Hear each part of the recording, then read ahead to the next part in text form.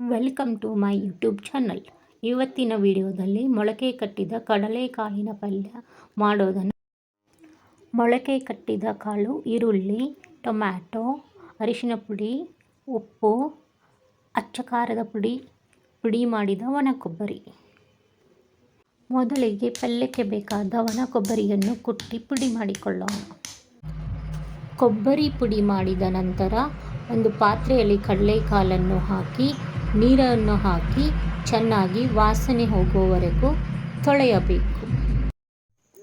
2 ಈರುಳ್ಳಿಯನ್ನು ಸಿಪ್ಪೆ ತೆಗೆದು ಸಣ್ಣಗೆ ಹೆಚ್ಚಿಟ್ಟುಕೊಳ್ಳಬೇಕು.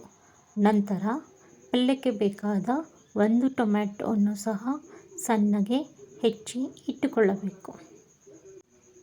ಗ್ಯಾಸ್ ಮೇಲೆ ಒಂದು ಪಾತ್ರೆಯನ್ನಿಟ್ಟು ಅದಕ್ಕೆ ಮೊಳಕೆ ಕಟ್ಟಿದ ಕಡಲೆಕಾಳನ್ನು ಹಾಕಿ ಹಸಿ ವಾಸನೆ ಹೋಗುವವರೆಗೂ ಚೆನ್ನಾಗಿ ಹುರಿಯಬೇಕು.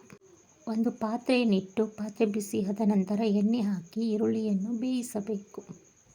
ಈರುಳ್ಳಿ ಬೇಯಿದ ನಂತರ ಕಡಲೆಕಾಳು ಹಾಕಿ ಅದಕ್ಕೆ ಉಪ್ಪು, ಅರಿಶಿನ, ಅಚ್ಚ ಖಾರದ ಪುಡಿ ಹಾಕಿ ಚೆನ್ನಾಗಿ ಕಲಿಸಬೇಕು.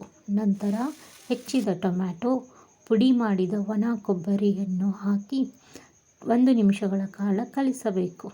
ನಂತರ ಅದಕ್ಕೆ ನೀರನ್ನು ಹಾಕಿ ಕುದಿಯಲು ಬಿಡಬೇಕು.